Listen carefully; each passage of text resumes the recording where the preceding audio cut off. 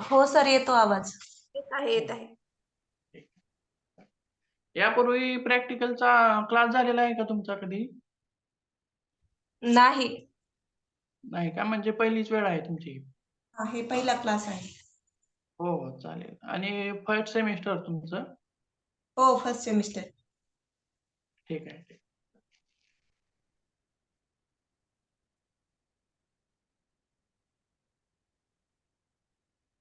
चालतंय, तर आपण वर्गाला सुरुवात करूयात आज.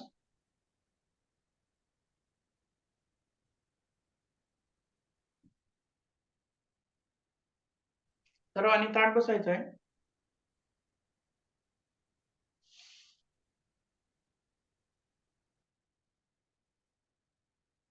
यापूर्वी तुम्ही कोणते क्लास वगैरे केलेले आहेत का प्रॅक्टिकलचे? इतर आपल्या कॉलेजचे सोडून? नाही सर. इतर कोणी? किंवा वर्ग अटेंड केलेला आहे का कोणता? हा, मी केलेला आहे. कोण? आपण? फोगाडे मॅडम. पूनम बोडके. हो का? पाटील सर आपण? हा, योग शिक्षक, योग विद्यार्थी आमचा.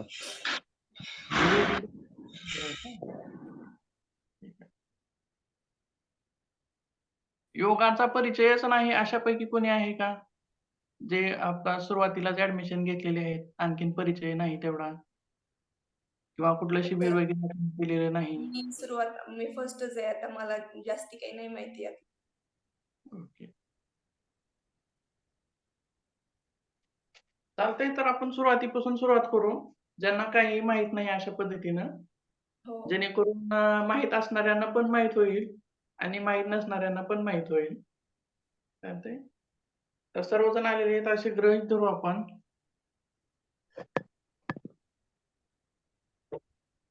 सर्वांनी ताठ बसायचं आहे.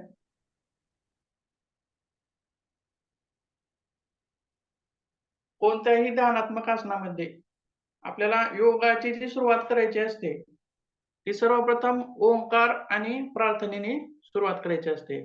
तुम्हाला हा प्रॅक्टिकलला सुद्धा ज्यावेळेस प्रॅक्टिकल मध्ये वायवा होईल त्यावेळेस प्रश्न विचारला जाईल की योगाची सुरुवात कशाने केली जाते.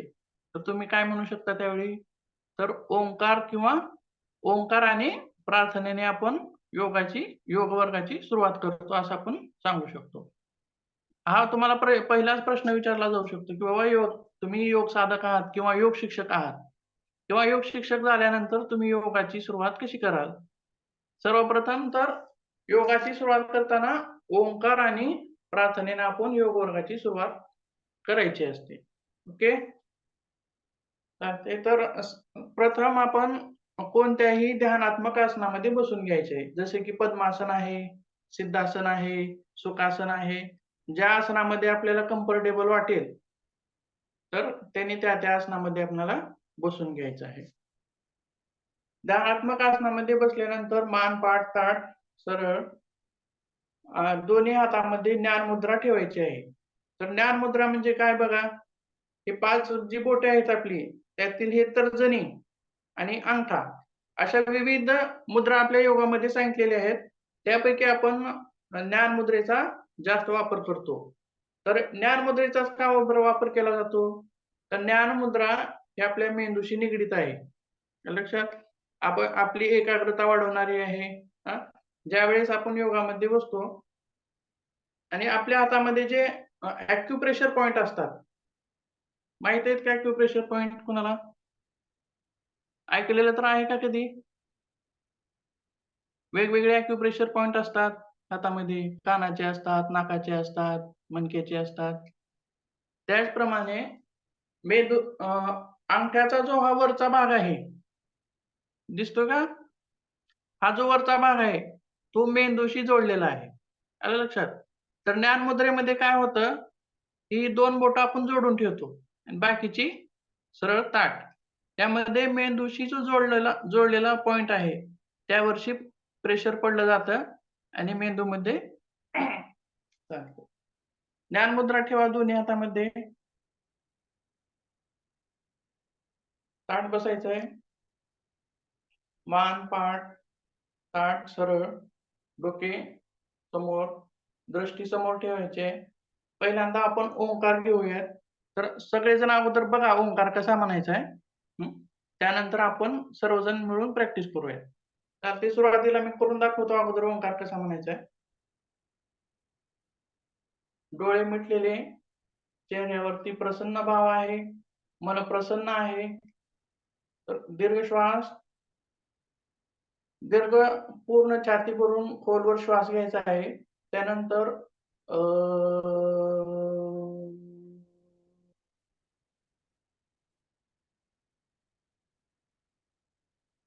अशा पद्धतीनं अ, उ आणि म या तिन्हीचा पण अक्षरांचा आपल्याला उच्चार करायचा आहे. तर सुरुवात कशी आहे?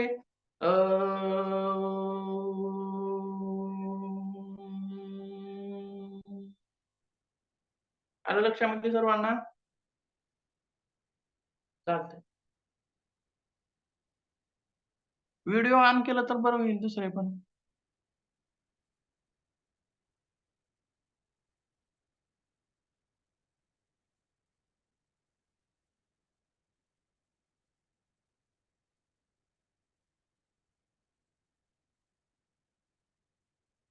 सर्वांनी मॅट वगैरे घेतलेली आहे ना खाली? मॅट, चटई, सतरंजी आपल्याला जे अवेलेबल आहेत ते. हो सर, घेतले. हा, तर एक सांगायचंय की मॅट किंवा चटई का घ्यायची योगा करताना? कुणी सांगू शकेल का?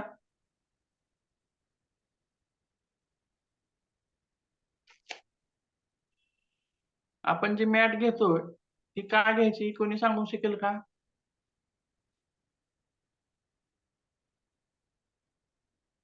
काय आहे तुमच्या भाषेमध्ये जे तुम्हाला सुचेल ते?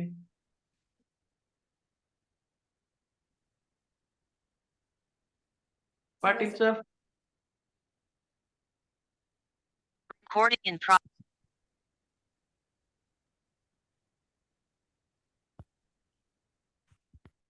होगाडे मॅडम काही सांगू शकाल आपण? नाही सर, म्हणजे ठीक नाही आहे, माहित ठीक. त्यामुळं. चालेल. तर हे बघा, आपण मॅट किंवा चटई वगैरे घेतो ती कशासाठी? सर्वात महत्वाचं कारण म्हणजे ज्यावेळेस आपण योग करत असतो, योगामधील वेगवेगळ्या क्रिया करत असतो, योगासने म्हणा, सूक्ष्म व्यायाम म्हणा, सूर्यनमस्कार म्हणा, प्राणायाम म्हणा, ध्यान म्हणा, धारणा म्हणा, ह्या ज्या योगिक क्रिया आहेत, ज्यावेळी आपण ह्या योगिक क्रिया करत असतो त्यावेळेस आपल्या शरीरामध्ये एक ऊर्जा निर्माण होत असते. आलं लक्षामध्ये? आणि ही जी ऊर्जा आहे, ज्यावेळेस आपण मॅट घेणार नाही त्यावेळेस काय होणार आहे, ही निर्माण झालेली ऊर्जा अर्थिंग म्हणजे आपल्या करंटचं अर्थिंग कसं असतं? अर्थिंग वाटे ती निर्माण झालेली एनर्जी पृथ्वीमध्ये निघून जाते. त्याचप्रमाणे ज्यावेळेस आपण योग करत असतो त्यावेळेस आपल्या शरीरामध्ये जी निर्माण झालेली ऊर्जा असते ती काय होणार आहे? जर मॅट नसेल तर अर्थिंग मिळणार आहे त्याला आणि ती ऊर्जा निघून जाणार आहे आणि आपण जशाच तसे राहणार आहोत.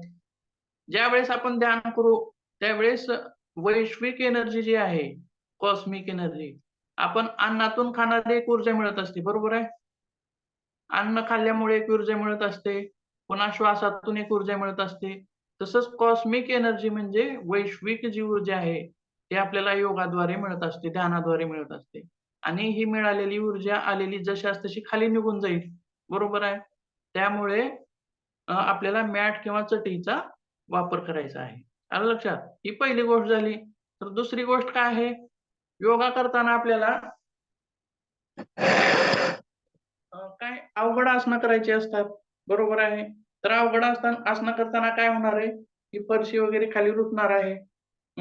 आपल्या गुडघ्याला असेल, पायाला असेल, ज्यावेळेस आपण अवघड आसनं करू त्यावेळेस फरशी रुतणार आहे आणि तो एक बाधक ठरणार आहे योगामध्ये. त्यामुळे सुद्धा आपल्याला मॅट वापरायची आहे.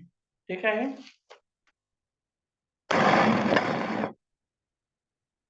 ताठ बसा सर्वांनी. तर काही ध्यानात्मक आसनं सांगतो तुम्हाला, ज्यामुळे तुम्हाला त्यामध्ये बसता येईल. ओके, ठीक आहे? पाय समोर घ्यायचे.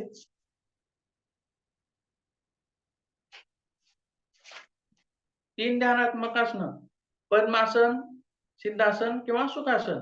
ज्या आपल्याला आसनामध्ये येईल त्यामध्ये. आता सर्वप्रथम पद्मासन सांगतो तुम्हाला.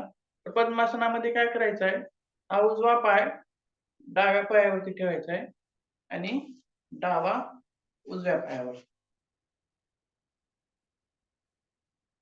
हे आहे पद्मासन. पद्मासन सर्वांना जमेल असं काही नाही. ज्यांना जमेल ते करू शकतात किंवा अर्ध पद्मासन जरी केलं तरी चालते. अशा पद्धतीनेही तुम्ही बसू शकता. दुसरं आसन सांगतो, सिद्धासन. यामध्ये काय करायचं आहे, उजव्या पायाची टाच शिवन प्रदेशामध्ये लावायची आहे आणि दुसरा पाय अशा पद्धतीने खालची जी टाच आहे त्या टाचेवरती वरच्या पायाची टाच आली पाहिजे. हे झालं, हे आहे सिद्धासन. आणि जे सामान्य स्थितीमध्ये जे तुम्ही बसता हे आहे सुखासन. या तिन्हीपैकी ज्या आसनामध्ये तुम्हाला कम्फर्टेबल वाटेल, जास्त वेळ बसता येईल, त्या आसनाचा वापर आपल्याला करायचा आहे. तर सर्वांनी कम्फर्टेबल आसनामध्ये बसून घ्या.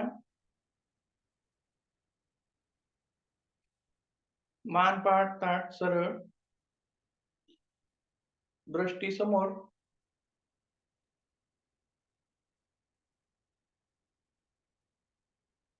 दीर्घ श्वास घ्यायचा आहे. सर्वप्रथम आपण 3 वेळेस ओंकार करू, त्यानंतर आपल्याला प्रार्थना घ्यायची आहे. दीर्घ श्वास, डोळे मिटलेले.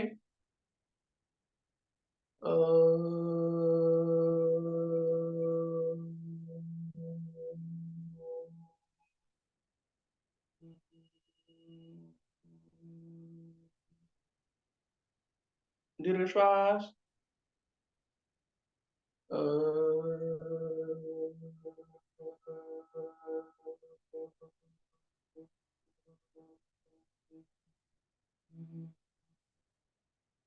दीर्घ श्वास.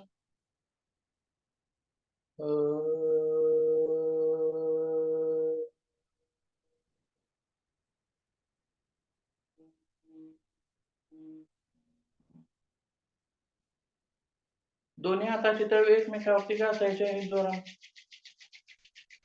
जेणेकरून उष्णता निर्माण झाली पाहिजे, गरम झाली पाहिजे हाताचे तळवे. त्यानंतर डोळ्यावरती हात फिरवायचा आहे, कपाळावरती आणि गालावरती. सावकाश अलगद अशा पद्धतीनं डोळे उघडायचे आहेत.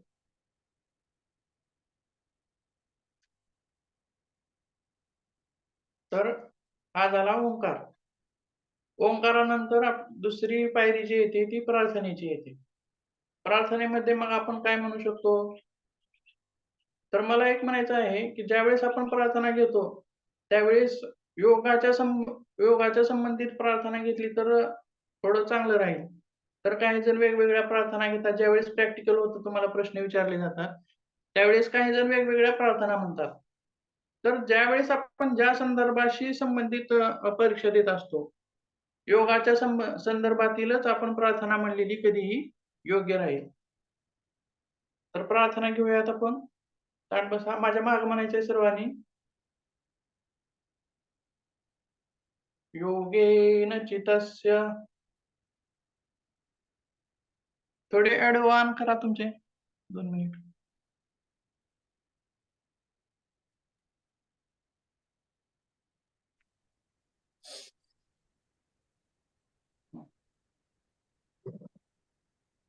योगेन चितस्य योगेन चितस्य पदेन वाचा वदेन वाचा मलं शरीरस्य मलं शरीरस्य वैदकेन वैदकेन योपाकरोत्तम योपाकरोत्तं प्रवरं मुनीनां प्रवरं मुनिना पतञ्जलिं पतञ्जलि प्राञ्जलिरान्तोऽस्मि. प्राञ्जलिरानतोऽस्मि. तर ते सर्वजण एकत्र म्हणू आता आपण.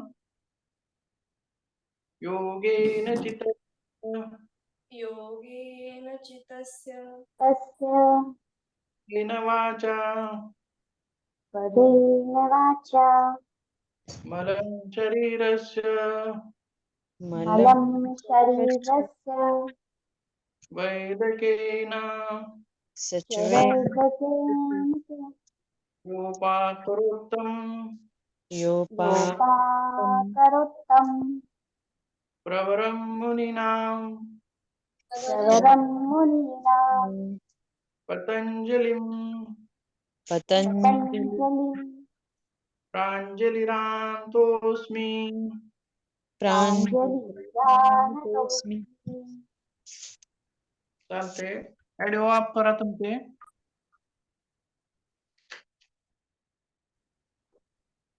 तरी प्रार्थना सर्वांनी लिहून घ्यायची आहे. आलं लक्षामध्ये? तर किंवा नंतरही तुम्ही वेळ मिळाल्यास लिहून घ्या. ज्या वेळेस आपण आपलं प्रॅक्टिकलचा वायवा होईल त्यावेळेस आपल्याला प्रार्थना म्हणावी लागेल. ही प्रार्थना म्हणून दाखवायची आहे आपल्याला. आणि प्रार्थनाच म्हणून चालणार नाही तर ते आपल्याला प्रार्थनेचा अर्थ सुद्धा विचारत असतात. मग अर्थ सांगताना काय सांगावं लागेल? बरं, हे आपण ज्यावेळेस पतंजली हे नाव घेतलं आता प्रार्थनेमध्ये, आलं लक्षात? तर ते कोणते पतंजली आहेत? कोण सांगू शकेल का काही? पतंजली ऋषी. हा, बरोबर आहे. नाहीतर काही जण रामदेव बाबाचे पतंजली असं म्हणतील. तर आपण जसं आपल्या लहान मुलांना आपल्या आपल्या आजोबाची वगैरे आपण नावं जसं वाढवतो, तसंच रामदेव बाबांनी सुद्धा महर्षी पतंजली यांचं नाव वाढवलेलं आहे. त्यांच्या एका ब्रँडला नाव देऊन ते. आलं लक्षात? परंतु योग जसं ज्ञानेश्वर महाराजांनी ज्ञानेश्वरी लिहिलेली आहे, तुकाराम महाराजांनी गाथा लिहिलेली आहे, बरोबर आहे? हे कधी झालेलं आहे? हे अलीकडच्या काळामध्ये सगळं झालेलं आहे. तसंच महर्षी पतंजली यांनी 5000 वर्षापूर्वी योगसूत्र हा ग्रंथ लिहिलेला आहे. आलं लक्षात? कधी लिहिलेला आहे? तर सुमारे 5000 वर्षापूर्वी त्यांनी योगसूत्र हा ग्रंथ लिहिलेला आहे. आणि त्यांचं नाव काय आहे? महर्षी पतंजली. म्हणजे योगाची जी सुरुवात आहे किंवा योगाचे जनक म्हणा किंवा योगाचे फादर म्हणा, आलं लक्षात? त्यावेळेस आपण कोणाचं नाव सुचवू शकतो? तर महर्षी पतंजली यांचं नाव सुचवू शकतो. परंतु योगाचे आद्य प्रवर्तक म्हणल्यास आपण कोणाचं नाव सांगू शकतो? महर्षी पतंजलींचं सांगू शकतो का? आद्य प्रवर्तक म्हणल्यास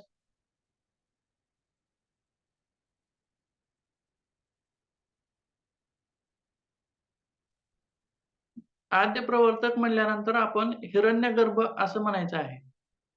काय?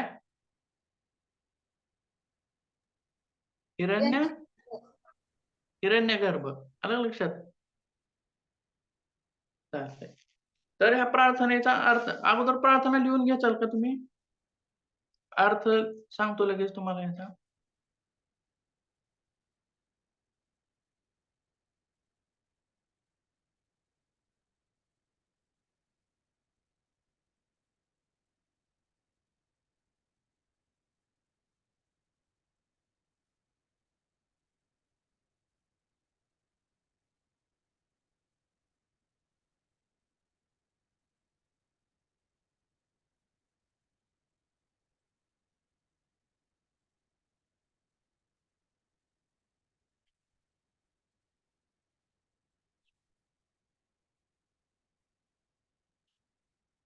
चालतंय. योगेन चित्तस्य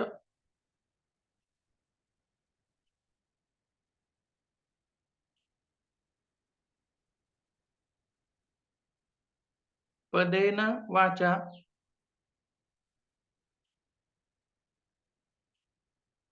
मलं शरीरस्य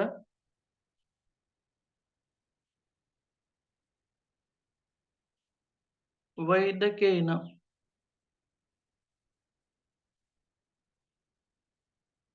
योपाकरोत्तम काय म्हणाल सर? परत एकदा सांगा बरं. योपाकरोत्तम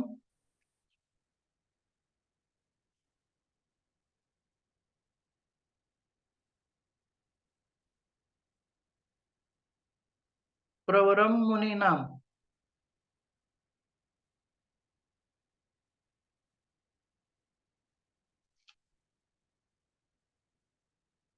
पतंजलिम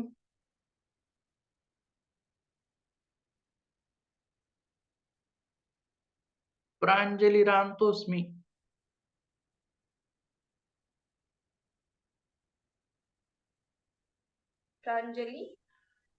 प्रांजलिरांतोस्मि.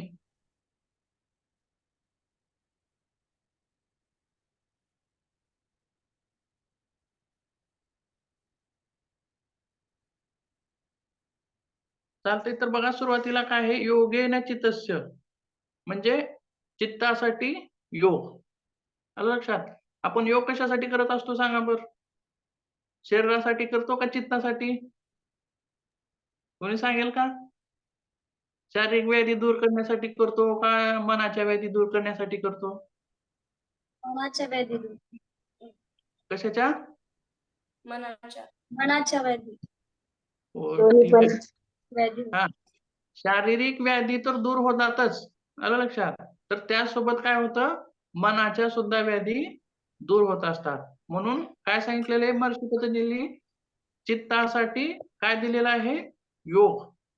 आलं लक्षात? आणि दुसरा काय आहे? पुढचं योगेन नंतर मलम शरीरस्य. तर चित्तासाठी योग म्हणजे योग दर्शन हा ग्रंथ लिहिलेला आहे त्यांनी. आलं लक्षात? तर मलम शरीरस्य म्हणजे शरीरासाठी वैद्यक शास्त्र. आधे न वाचा राहिलं की सर? हा, एक मिनिट. योगेन चित्तस्य चित्तासाठी योग. पदेन वाचा म्हणजे वाचा जी आहे आपण जे बोलतो, बरोबर आहे? तर त्याच्यासाठी काय दिलेलं आहे महर्षी पतंजली यांनी? व्याकरण दिलेलं आहे.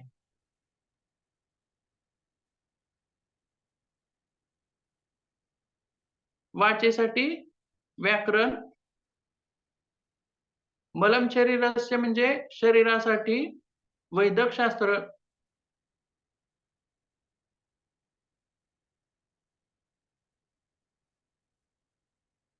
योपाकरोत्तम प्रवरम मुनीनाम पतंजलिम प्रांजलिरांतोस्मि.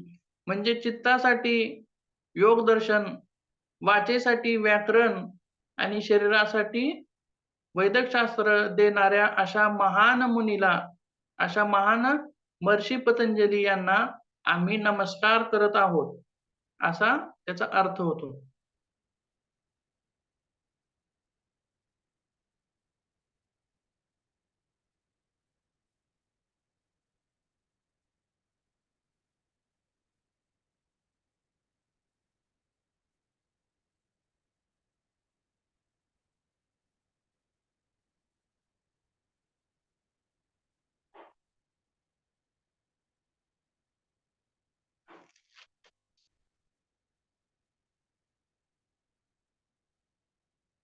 कोणी सांगू शकेल काय लिहून घेतलेलं?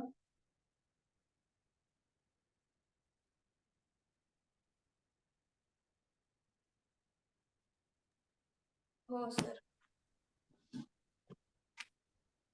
म्हणजे प्रार्थना सांगायची का? हो, प्रार्थना आणि अर्थ सांगायचा.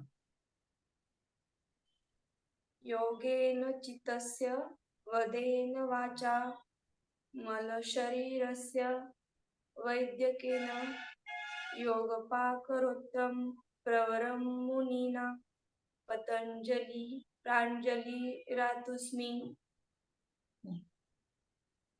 म्हणजे चित्तासाठी योगा आणि वाचेसाठी पतंजली व्याकरण, शरीरासाठी वैदिक शास्त्र आणि महर्षी पतंजली यांना आपण नमस्कार करत आहोत.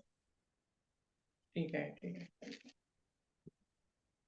तर ज्यावेळेस तुमचं प्रॅक्टिकल होईल त्यावेळेस प्रार्थना म्हणून दाखवा असं विचारलं जाईल, किंवा ज्यावेळेस तुम्ही प्रार्थना म्हणून दाखवचाल आणि त्याचा अर्थ सुद्धा सांगा असं म्हणलं जाईल, किंवा नुसता प्रार्थना जरी म्हणली तरी चालते. आता पुढून काय प्रश्न विचारतील ते त्यांच्या मनावरती असते. ओके. तर योगाभ्यासामध्ये सूक्ष्म व्यायाम काही टप्पे आपण करता येतात. त्यामध्ये काय आहे, एक सूक्ष्म व्यायाम आहे, दुसरा आहे स्थूल व्यायाम, तिसरा आहे आसने. आसनामध्ये काय वेगवेगळी आसने, पद्मासन, सिद्धासन, सुखासन जे आसने आहेत, त्याला म्हणायचं योग आसने. पहिल्यांदा काय आहे सूक्ष्म व्यायाम, दुसऱ्यांदा स्थूल व्यायाम, योग आसने, सूर्यनमस्कार, प्राणायाम, ध्यान आणि धारणा. आलं लक्षात? किती टप्पे झाले बघा बरं? 6 टप्पे झाले का? सूक्ष्म व्यायाम, स्थूल व्यायाम, योग आसने, सूर्यनमस्कार, प्राणायाम, ध्यान आणि धारणा यालाच आपण मेडिटेशन सुद्धा म्हणत असतो. आलं लक्षामध्ये? तर त्यातील पहिला टप्पा जो आहे तो आपल्याला पाहायचा आहे. तो कोणता आहे तर सूक्ष्म व्यायामाचा पहिला टप्पा आहे. आलं लक्षात? तर तुम्ही सर्वजण नवीन असल्यामुळे आपल्याला अभ्यासक्रमाचा जो भाग आहे तो 2-3 दिवसानंतर घ्यायचा आहे आणि पहिल्यांदा सूक्ष्म व्यायामांची ओळख काय आहे, नेमकं सूक्ष्म व्यायाम म्हणजे काय आहे, त्यामध्ये काय केलं जातं, ह्या विषयाची तोंड ओळख होणं गरजेचं आहे. आलं लक्षात? जसं 1-2 शिकल्याशिवाय आपल्याला गणित, बेरीज, वजाबाकी, भागाकार, गुणाकार करता येणार नाही. त्याचप्रमाणे आपल्याला विषयाची तोंड ओळख होणं सुद्धा तेवढंच गरजेचं असतं. आणि आपला बेस जर मजबूत असेल तरच आपण त्याच्यावरती इमारत बांधू शकतो. तसंच त्यामुळेच आपल्याला सुरुवातीपासून म्हणजेच शून्यातून सर्व चालू करायचं आहे. आलं लक्षामध्ये? तर पहिला टप्पा जो आहे तो कशाचा आहे? सूक्ष्म व्यायामांचा आहे. आलं लक्षात? तर सूक्ष्म व्यायाम म्हणजे कोणी काही सांगू शकेल का? तुमच्या भाषेमध्ये तुम्हाला जे सुचेल ते काही सांगू शकाल का? सूक्ष्म व्यायाम म्हणजे काय? म्हणजे शरीराच्या सूक्ष्म हालचाली करायच्या. ठीक आहे. आणखीन कोणी काय? तर चालते बरं, एकटं लक्ष द्या. ज्या प्रमाणे बोडकेताईने आपल्याला सांगितलेलं आहे की शरीराच्या सूक्ष्म हालचाली. आलं लक्षात? तर सूक्ष्म हालचाली करताना एका सांध्याच्या हालचाली करणं हा वेगळा भाग झाला आणि शरीराच्या सर्व सांध्यांच्या हालचाली करणं त्याला काय म्हणायचं? ज्यावेळी आपण एका सांध्याकडे लक्ष ठेवून, आलं लक्षात? एका सांध्याकडे लक्ष ठेवून सूक्ष्म हालचाली करत असतो, त्यावेळेस त्याला काय म्हणायचं? सूक्ष्म व्यायाम म्हणायचं. आलं लक्षात? आणि ज्या व्यायामामध्ये शरीराच्या सर्वच सांध्यांची हालचाल होते. आलं लक्षात? सर्व सांध्यांची हालचाल होते. खांद्याची होते, कोपऱ्याची होते, मनगटाची होते. आलं लक्षात? तर त्यावेळेस त्याला काय म्हणायचं? स्थूल व्यायाम म्हणायचं. आलं लक्षात? सूक्ष्म व्यायामामध्ये एकाच सांध्याकडे लक्ष देऊन केल्या जाणाऱ्या क्रिया आणि स्थूल व्यायामामध्ये काय होतं तर शरीराचे सर्व सांधे, अवयव यांच्या हालचाली होत असतात. तर सूक्ष्म व्यायामांना काय म्हणलं जातं? Micro exercise. काय म्हणायचंय? Micro exercise. तर ज्यावेळी आपण हे सूक्ष्म व्यायाम करतो तर त्यांचा प्रभाव जो आहे तो कुठपर्यंत असतो? मायक्रो म्हणजे अगदी सूक्ष्म, अतिसूक्ष्म कण. जसे आपले केस असतात त्याप्रमाणे आपल्या कॅपिलरीज असतात शरीरामध्ये. छोट्या-छोट्या रक्तवाहिन्या असतात. त्या रक्तवाहिन्यापर्यंत या सूक्ष्म व्यायामांचा प्रभाव होतो. सूक्ष्म व्यायामांचा कुठपर्यंत प्रभाव होतो? रक्तवाहिन्यापर्यंत. आणि जे पेशी ज्या असतात, एकदम छोटं जे आपल्या पार्ट आहे आपल्या शरीरातला पेशी. पेशींनी जे आपलं शरीर तयार झालेलं आहे, तर पेशीपर्यंत त्याचा प्रभाव होतो, सूक्ष्म पेशींपर्यंत. म्हणून सुद्धा आपण त्याला सूक्ष्म व्यायाम असं म्हणू शकतो. तर सूक्ष्म व्यायामाची सुरुवात कोण केली सांगू शकेल का कोणी? तर महर्षी कार्तिक महाराज. लिहून घ्या.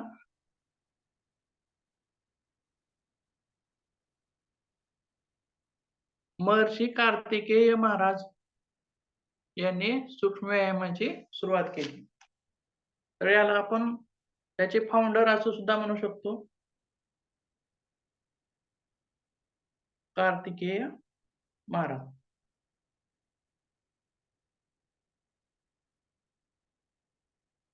आणि सूक्ष्म व्यायामांचा प्रचार आणि प्रसार कोणी केलेला आहे?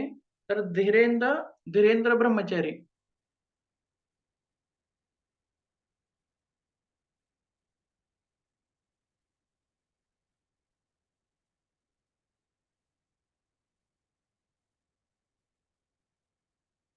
आलं लक्षात? सुरुवात कोणी केलेली आहे? कार्तिकेय महाराजांनी सुरुवात केलेली आहे आणि जगभर त्याचा प्रचार आणि प्रसार कोणी केलेला आहे? तर धीरेंद्र ब्रह्मचारी यांनी त्याचा जगभर प्रसार केलेला आहे. आलं लक्षात?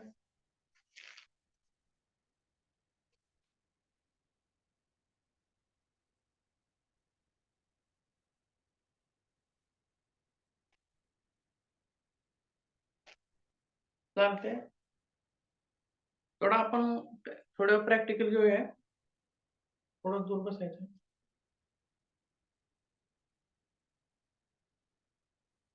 सर्वप्रथम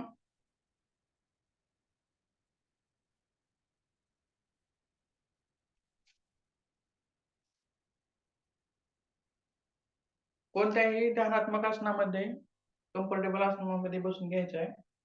आता समोर घ्यायचे आहे. सूक्ष्म व्यायामाचा जास्तीत जास्त प्रभाव हा सांध्यावरती होत असतो. आलं लक्षात? हे सांधे आहेत, छोटे छोटे सांधे, हे सांधे आहेत, हा सांधा आहे, हा सांधा आहे, हा सांधा. जास्तीत जास्त प्रभाव सूक्ष्म व्यायामांचा कशावरती असतो?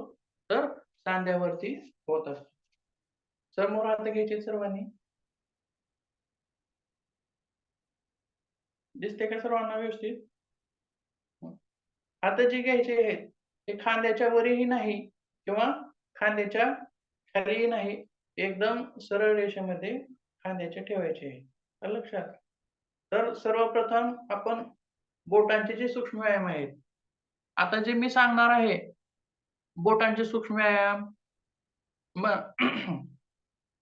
कोपऱ्याचे सूक्ष्म व्यायाम, हे तुम्हाला अगोदर समजण्यासाठी सांगायचं आहे. आणि ज्यावेळेस तुम्हाला तुमच्या सिलेबसनुसार घेतलं जाईल तर ते मात्र नावं बदल होतील. आलं लक्षात? याची नावं संस्कृतमधून तुम्हाला सांगितली जातील. त्याची तोंड ओळख व्हावी म्हणून सामान्य भाषेमध्ये सुरुवात करूया. आता समोर घ्यायचे. मान पाठ ताठ सरळ. सर्वप्रथम बोटाचे व्यायाम 1 2 3 4 5 6 7 8 9. पूर्ण बोटांचा 1 2 3 4 5 6 7 8 9. प्रत्येक सूक्ष्म व्यायाम करताना कमीत कमी 9 वेळेस करायचा आहे. किती वेळेस? 9 वेळेस. परंतु आपल्याला वेळ कमी असल्यामुळे आपण थोडं करत जाऊ. त्यानंतर दोन्ही हात जुळवायचे आहेत. 1 2 3 4 5. एक उलट 1 2 3 4 5. सोडा.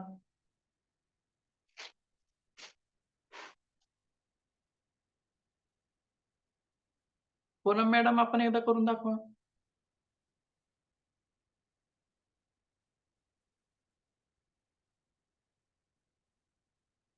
हे घ्यायचे. हे जुळवायचे असे. जुळवा हे दोन्ही मुठी जुळवा. सर्वप्रथम समोर हे असं 1 2 असं जुळवायचं आहे. आणि 3 हे असं. लक्षात? 1 2 3 4. लक्षात? 1 2 3 हेच उलट 1 2 3 आलं लक्षात? सुरुवातीपासून बघूया. पहिला प्रकार 1, दुसरा 2, तिसरा उलटा आणि सरळ. चालतंय? सूक्ष्म व्यायाम करताना दीर्घ श्वास घ्यायचा आहे आणि सोडायचा आहे. प्रत्येक ज्यावेळेस आपण योगिक क्रिया करत असतो, आसन करत असतील, तर त्यावेळेस श्वासाचे नियम वेगळे असतात. कोणते आसनं करताना श्वास बाहेर रोखून ठेवायचा असतो, कोणते आसनं करताना मध्ये रोखून धरायचा असतो. तर सूर्यनमस्कारामध्ये श्वासाचे नियम वेगवेगळे असतात. तर त्याचप्रमाणे सूक्ष्म व्यायाम करताना श्वासाचा सामान्य नियम हा असा असतो, की दीर्घ श्वास घेणे आणि दीर्घ श्वास सोडणे. कसं आहे? तर सूक्ष्म व्यायाम करताना श्वासाचा नियम कसा असतो सांगा बरं? दीर्घ श्वास घेणे आणि दीर्घ श्वास सोडणे. चालतंय? दुसरा प्रकार घेऊयात. समोर घ्या तर. एकदम ताणायचे आहेत. 1 2 3 4 5 झालं. दुसरा प्रकार आता समोर घ्या अशी. श्वास घेत वर घ्यायचे. हात जवळ घेताना श्वास घ्यायचा. हात समोर घेताना श्वास सोडायचा. 1 2 3 4 5 आता हेच हात असं करा. 1 2 3 4 5 सोडा समोर.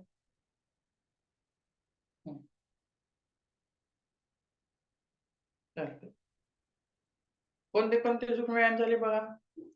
बोटांच्या सांध्यांचे, मनगटाचे, बरोबर आहे. हे अगोदर तुम्हाला सामान्य भाषेमध्ये सांगतोय, कारण अगोदर लक्षात यावं तुमच्या.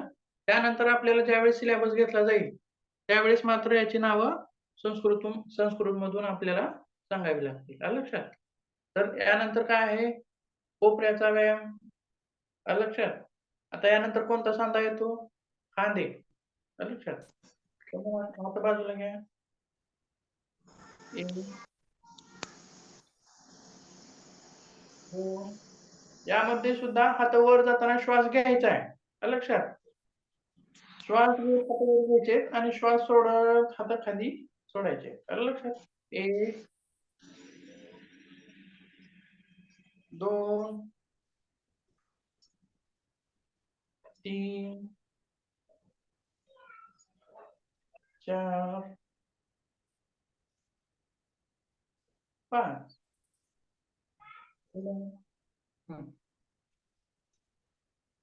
दुसरा प्रकार अंगठे खांद्यावरती ठेवायचे. श्वास घेत कोपरे जुळवायचे. श्वास सोडत कोपरे बाजूला घ्यायचे.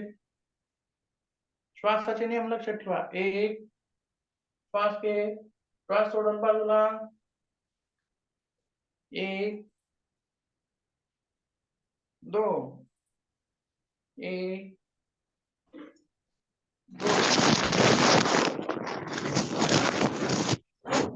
2 1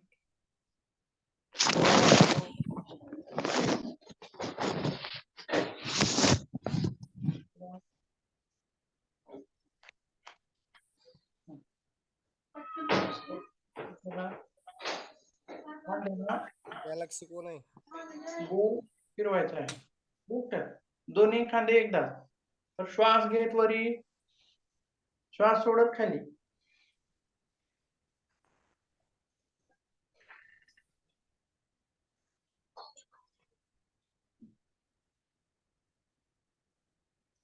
कोपरे जुळू द्या पुढं.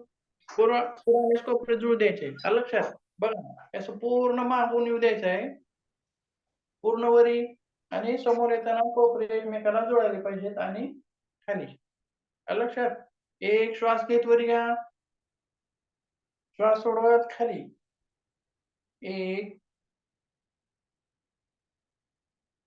2 3. हेच विरुद्ध दिशेने 1 श्वास घेत वरी, श्वास सोडत खाली. 2 3 4 5.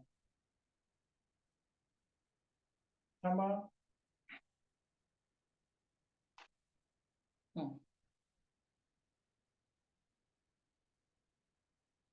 दुसरा प्रकार, दोन्ही हाताची बोट एकमेकांमध्ये हे करून घ्या. श्वास घेत वरी, श्वास सोडत खाली इकडे. 1 श्वास घेत वरी, श्वास सोडत इकडे दुसऱ्या बाजूला. 1 2 1 2 1 2 1 2. श्वासाचा तोच नियम, दीर्घ श्वास घेणे आणि दीर्घ श्वास सोडणे. 1 2 1 2.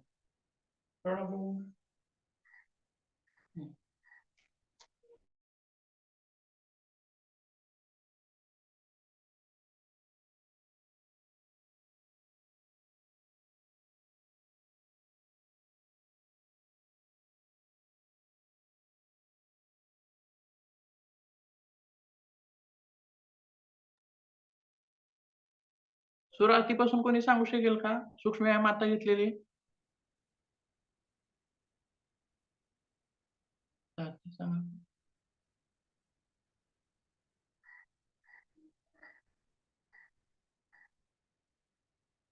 पहिला बोटाचा, हो. दुसरा पूर्ण हाताचा ह्याचा, तिसरा तिसरा पूर्ण मुठी जॉईंट करून गोल फिरवायचा. हो. चौथा विरुद्ध बाजूनी. चौथा प्रकार. नेक्स्ट. चौथा नंतर हात असे पूर्ण सरळ, नंतर खाली, नंतर वर, नंतर खाली, नंतर वर. दुसरा नंतर असा.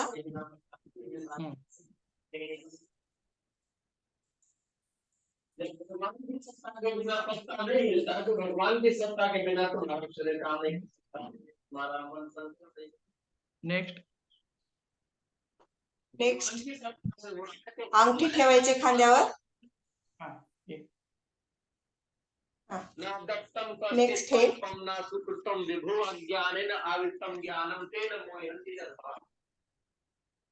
बालाजी सर. नंतर अंगठी खांद्यावर ठेवायचे. पूर्ण श्वास घेतोय. एक मिनिट.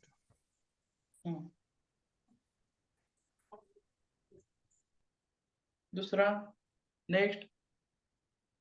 नेक्स्ट कोपर जॉईन करायचे पूर्ण गोल राऊंड मध्ये. नंतर विरुद्ध बाजूनी उलट्या दिशेने. नेक्स्ट. नेक्स्ट आता असे करायचे वर.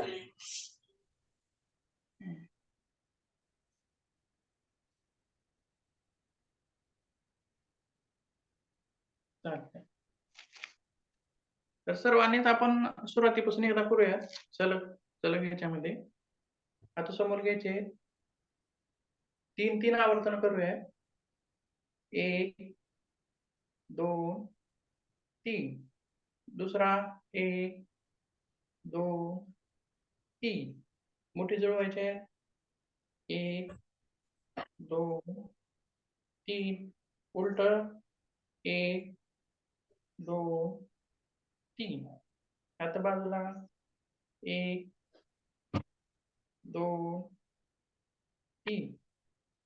आता पूर्ण बाजूला श्वास घेत वरी 1 2 3. दुसरा प्रकार 1 2 3. दुसरा प्रकार 1 2 3. यालाच विरुद्ध दिशेनं 1 2 3. त्यात दुसरा प्रकार वर 1 2 3 4 5 6. झालं? हं. मानेचे काही घेऊया 4 प्रकार. तर मान सरळ खांद्याच्या रेषेमध्ये बाजूला बघायची. समोर बघा अगोदर. श्वास घेत बाजूला, श्वास सोडत समोर, श्वास घेत बाजूला, श्वास सोडत समोर, श्वास घेत बाजूला, श्वास सोडत समोर. हा मानेचा पहिला प्रकार. लक्षात सर्वजण करूयात. श्वास घेत बाजूला, श्वास सोडत समोर, एकदम सावकाश. श्वास घेत बाजूला, श्वास सोडत समोर, श्वास घेत बाजूला, श्वास सोडत समोर, श्वास घेत बाजूला, श्वास सोडत समोर. हा झाला पहिला प्रकार मानेचा. लक्षात. दुसरा प्रकार श्वास घेत कान खांद्याला लावायचं आहे असं समोर, श्वास घेत खाली, श्वास सोडत वर, श्वास घेत खाली, श्वास सोडत वर, श्वास घेत खाली, श्वास सोडत वर. हा झाला दुसरा प्रकार. तिसरा प्रकार श्वास घेत पूर्ण माग टेकवायचे मान, श्वास सोडत खाली, हनवटी छातीला लावायचे. आता हा प्रकार करताना जर एखाद्याच्या मानेमध्ये तीव्र वेदना होत असतील किंवा सर्वायकलचा प्रॉब्लेम आहे किंवा मानेच्या मणक्यातील गाद्या दबलेल्या आहेत, अशा व्यक्तींनी मात्र मान खाली लावायची नाही. फक्त हे मागे जाण्याचा प्रकार हा प्रकार करू शकता, पण हा प्रकार मात्र करायचा नाही.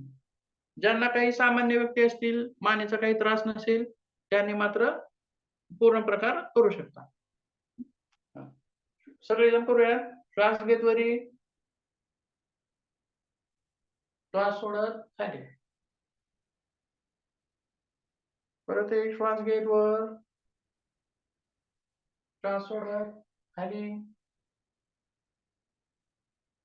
श्वास घेत वर, श्वास सोडत खाली, श्वास घेत वर, सावकाश एकदम, श्वास सोडत खाली.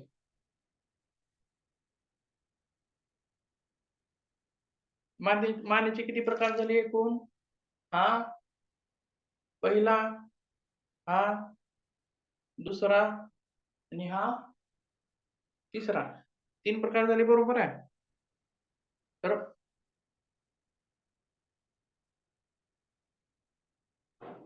चौथा एक प्रकार घेऊया, मानेचं रोटेशन, गोल फिरवायचा प्रकार. लक्षात. त्यामध्ये कसं अगोदर खाली लावायचं बघा सुरुवातीला प्रथम पहिल्यांदा बघा कसं आहे इकडे लक्ष द्या. हा सुरुवातीला खाली बाजूला माग बाजूला खाली अशा पद्धतीने आपल्याला रोटेशन करायचं. आलं लक्षात?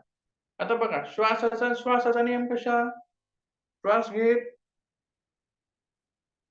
श्वास सोडत श्वास घेत एकदम सावकाश करायचं आहे संत गतीने. सूक्ष्म व्यायामाचं करताना एकदम सावकाश आणि संत गतीने करायचे आहेत. शरीराला मानेला कुठल्याही प्रकारचा झटका बसू द्यायचा नाही. सर्वजण करूयात. मान खाली घ्या श्वास घेत बाजूला एक श्वास सोडत खाली यायचा एक श्वास घेत 2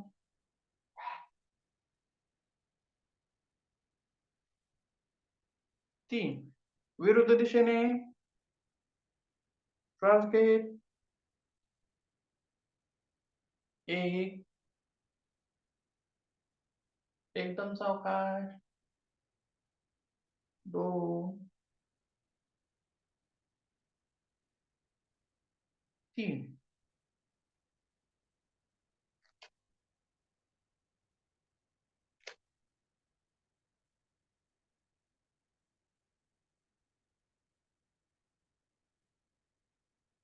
हे करत असताना डोळे उघडेच ठेवायचे का सर? बंद ठेवायचे? डोळे बंदही ठेवले तरी चालतील किंवा सुरुवातीला ज्यावेळेस आपण बिगनर म्हणून प्रॅक्टिस करत असतो उघडे ठेवले तरी चालतील. सूक्ष्म व्यायाम करत असताना आपण ज्या सांध्यांचा व्यायाम करतो त्यावेळेस अशी धारणा करायची असते की माझे सांधे मुव्हेबल होत आहेत, फ्री होत आहेत, त्यांच्यामध्ये लवचिकता येत आहे, त्यांच्यातील विकार दूर जात आहेत. अशा आपल्या मानसिक धारणा ठेवायच्या आहेत. ज्यावेळेस आपण हाताचे बोटांचे करतो त्यावेळेस आपली मानसिक धारणा कशी हवी की माझ्या बोटांचे सांधे ढिले होत आहेत, त्यांच्यामध्ये लवचिकता येत आहे, त्यांच्यातील दुखणं दूर होत आहे. अशा पद्धतीचे आपण त्यामध्ये हे ठेवू शकतो. तर मानेचे 4 प्रकार कोणी सांगू शकतं? आता असा प्रश्न तुम्हाला विचारू शकतात व्यायामामध्ये की मानेचे सूक्ष्म प्रकार करून दाखवा. त्यामध्ये आपण 2-3 प्रकार करून दाखवू शकतो किंवा खांद्याचे करून दाखवा म्हणल्यास त्यामध्ये आपण 2-3 प्रकार करून दाखवू शकतो. आलं लक्षात? तर मानेचे करून दाखवा 4 प्रकार आपले कोणी करेल? हो सर. चालतंय करून दाखवा आपण. पूनमताई. श्वास पूनमताई सांगतायत का? नाही चालेल तुम्ही सांगा वगळेताई. ठीक आहे. श्वास घेत साईडला पहिला नंतर प्रकार. श्वास सोडत समोर. हं.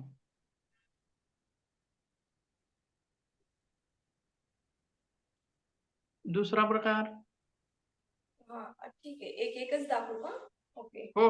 नंतर दुसरा श्वास घेत कान खांद्याला टेकवायचे. हो. श्वास सोडत नंतर सरळ व्हायचं. नंतर श्वास घेत दुसऱ्या साईडला कान टेकवायचा खांद्याला. नंतर श्वास सोडत समोर व्हायचं. नंतर श्वास घेत स्ट्रेट मागे व्हायचं. श्वास सोडत हनुवटी इथे टेकली पाहिजे. आणि चौथा असं हनुवटी टेकवायची आणि श्वास घेत पूर्ण राऊंड घ्यायचा. आणि नंतर दुसऱ्या साईडने पण.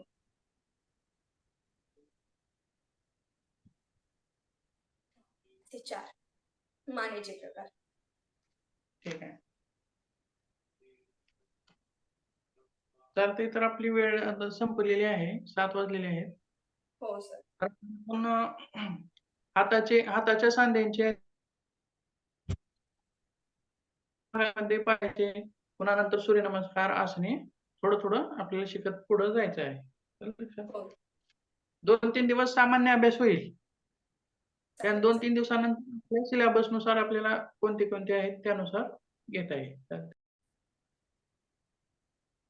3 ओंकार घ्यायचे आहेत आणि शांती मंत्र घेऊन आपण थांबूया.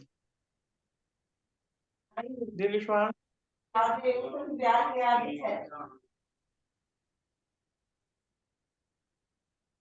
दीर्घ श्वास.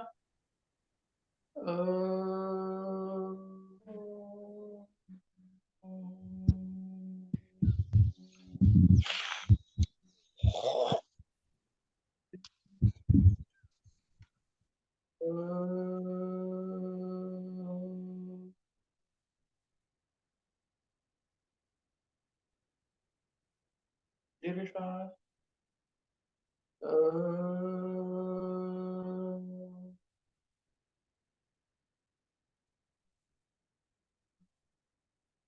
माझ्या माग म्हणायचे सर्वांनी.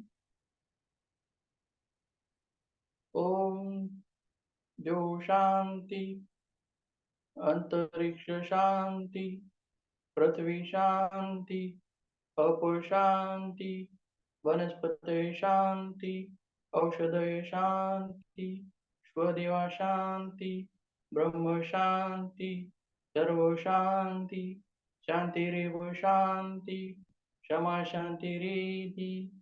ओम शांती शांती शांती. आता कशाची टेक्निक आपली?